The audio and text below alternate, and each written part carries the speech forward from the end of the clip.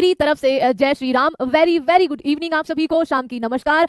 मनीष, मैं बहुत बढ़िया हूँ और आप कैसे हैं आप बताइए। नीतू, अभिषेक, विकास, कार्तिक, मनीष, एंजल, गोविंदा, अनुज, अमका, अनामिका होगा ये जरूर, हेमंत, वेलकम आप सभी का, राम राम जी आप सभी को। पहला सवाल हाजिर है, ठीक है, तो चलिए शुरू करते हैं।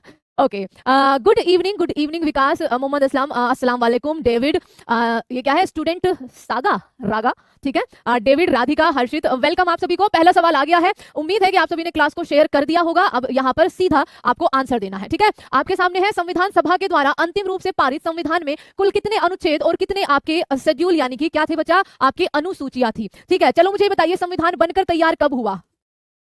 2-3 क्वेश्चन लिखेंगे, संविधान बनकर तैयार कब हुआ, पहला सवाल, इसका आंसर करना। दूसरा सवाल है, संवैधानिक सलाहकार कौन थे, ठीक है, संवैधानिक सलाहकार कौन थे, संविधान सभा के सलाहकार कौन थे आपके।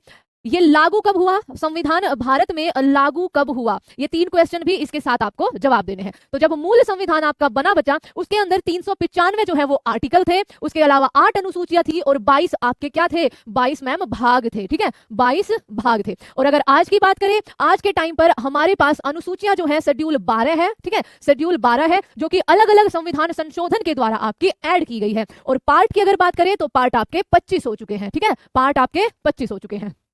अब देखते हैं बच्चा, 1946 में तो कैबिनेट मिशन प्लान आया था, है ना, ये बनकर तैयार जो हुआ था 1946 में, तो ये शुरू हुआ था, संविधान सभाएं उनके सत्र शुरू हुए थे, है ना, बनकर तैयार हुआ था। जल्दी से देखना, सही है क्या, गलत भी हो सकता है, 1949 में, सही है या नहीं है?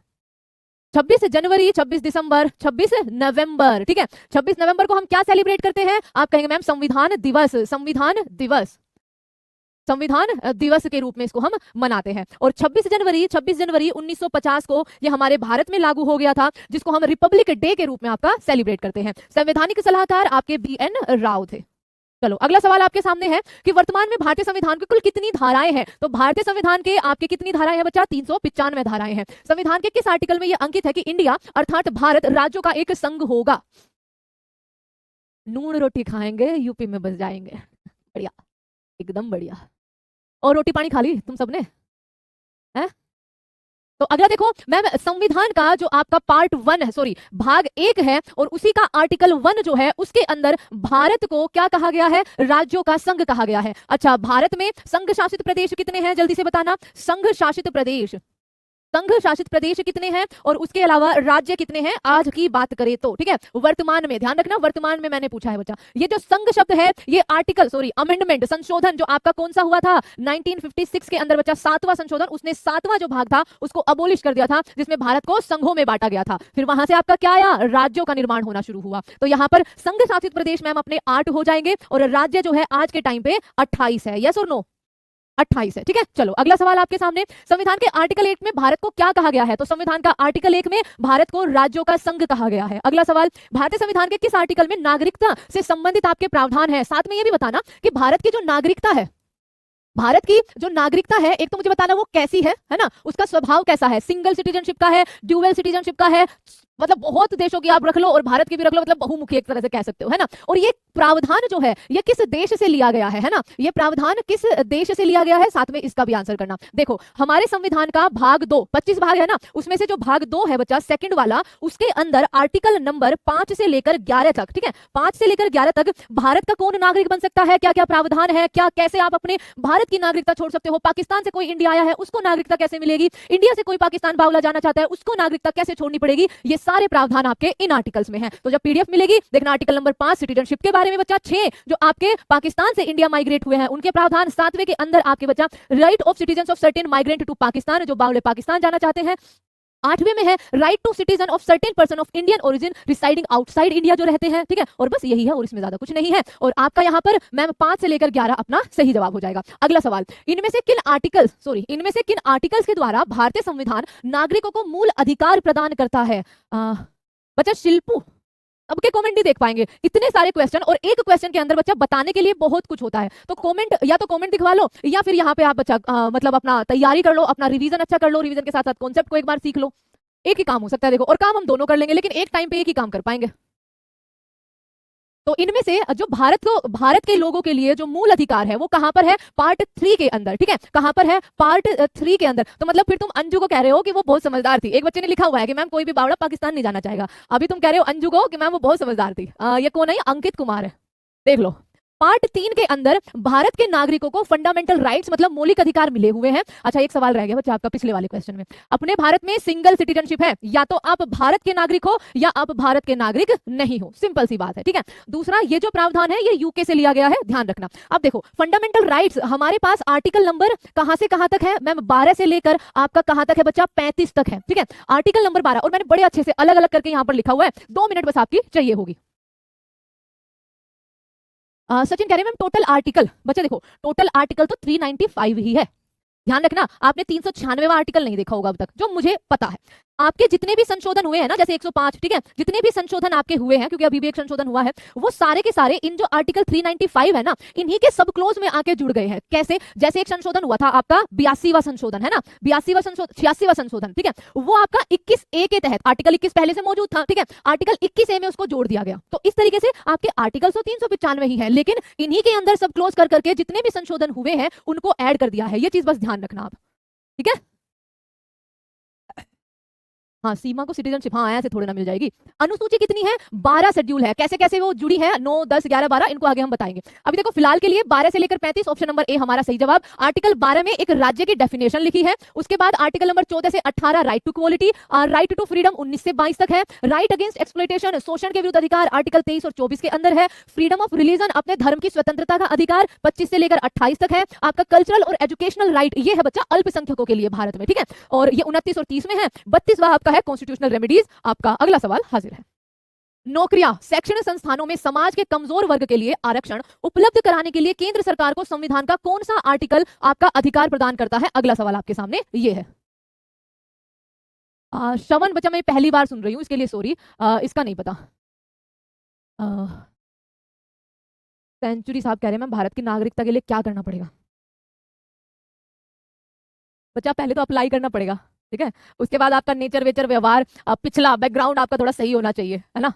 तो यही है बस। तो आर्टिकल नंबर 16 मैम आपका यहाँ पर सही जवाब हो जाएगा, B is the right answer. Bharat के संविधान का इनमें से कौन सा आर्टिकल अनटचेबिलिटी को प्रोहिबिट करता है? मतलब अस्पृश्यता का जो आपका अधिकार है वो किस मौलिक अधिकार के अंदर आता है? तो मैम राइट टू इक्वालिटी, आप किसी भी व्यक्ति को उसके जाति, धर्म, नाम या फिर उसके सेक्स या फिर उसके रंग की वजह से उसको अछूत नहीं बता सकते। ये आर्टिकल नंबर 17 हमारा कहता है, ठीक है, आर्टिकल नंबर 17 के अंदर ये आपका प्रावधान है। आर्टिकल नंबर 18 क्या है? उपाधियों का अंत है। क्या है? उपाधियों का अंत है, उपाधियों का अंत है, आर्टिकल नंबर 18। चलो अगला सवाल, अगला सवाल क्या है? इनमें से कौन सा आर्टिकल राष्ट्रपति के पद के लिए पुनः निर्वाचन की योग्यताएं आपका निर्धारित करता है? अब देखो राष्ट्रपति जो होते हैं भारत के राष्ट्रपति, भारत का प्रथम नागरिक, आर्टिकल नंबर 52 के अंदर, ठीक है, इनके पद के बारे में लिखा हुआ है। आर्टिकल नंबर 53 में कि संघ की जो कार्यकारी का शक्ति होगी वो इन्हीं के अंदर निहित होती है। 54 में इनके इलेक्शन की बात कही गई है। क्या कही गई है? 54 में इनके इलेक्शन के बारे में आपके प्रावधान है।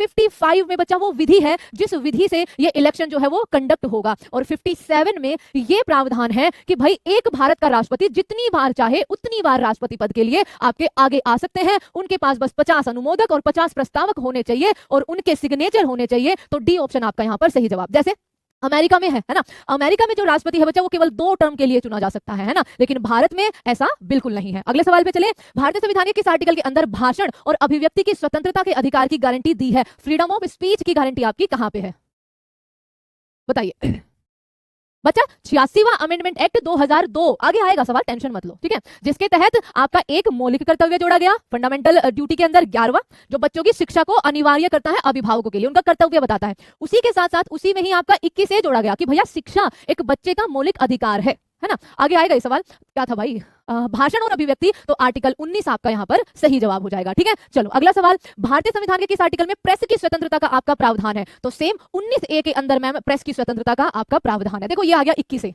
ये आ गया 21A, ठीक है। 21A कब जोड़ा गया? आप कहेंगे कि मैम 21A इसके अंदर है कि आपका हर एक बच्चे की प्राथमिक शिक्षा, बच्चे की प्राथमिक शिक्षा उसका एक मौलिक अधिकार है ना, उसका एक मौलिक अधिकार है जो उससे नहीं छीना जा सकता।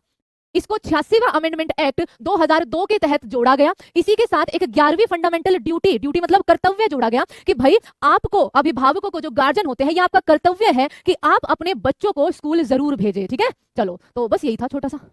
और अपना जवाब भी मिल गया। आगे चलो भाई। मौलिक अधिकार के अंतर्गत कौन सा आर्टिकल बच्चों के शोषण से संबंधित है? तो बच्चों के शोषण से संबंधित बताइए, बच्चों के शोषण से संबंधित।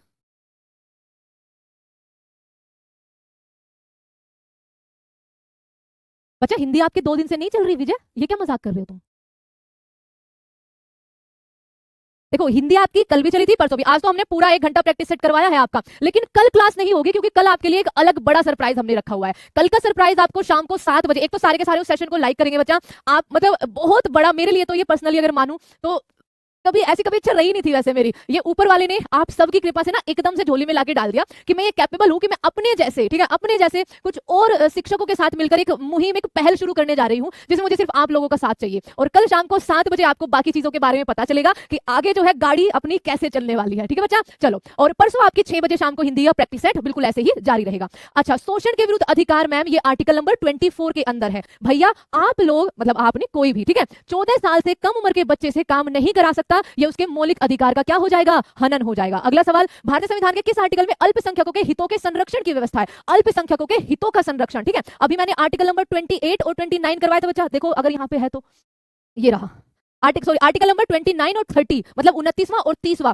ये माइनॉरिटीज के लिए ही है कि भैया उनको पूरा पूरा मौलिक अधिकार, उनको पूरा पूरा हक है कि वो अपना जो कल्चर है, माइनॉरिटीज का जो कल्चर है, उनकी जो शैक्षिक आपके क्या है संस्थान है, उनको वो बढ़ावा दे सके, उनको वो अच्छी तरह से फुलफिल कर सके। तो आपका यहाँ पर आर्टिकल नंबर 29 सही जवाब हो जाएगा। सही लिखा है ना? यस।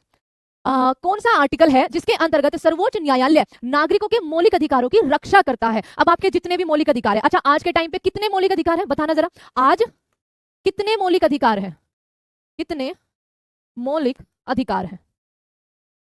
जैसे आपका समानता का अधिकार हो गया है ना, स्वतंत्रता का अधिकार हो गया, शोषण के विरुद्ध अधिकार हो गया, उसके बाद आपका धर्म का पालन करना, ठीक है, अपने धर्म को हम किसी भी धर्म का पालन कर सकते हैं, आपका रिलीजियस अधिकार हो गया, उसके बाद आपका कौन सा अधिकार है? माइनॉरिटीज के लिए आपका अधिकार हो गया, और एक आपका सोशल रेमेडीज, ठीक है। और ये रहे आपके, गिन लो भैया, 1 2 3 4 5 और 6।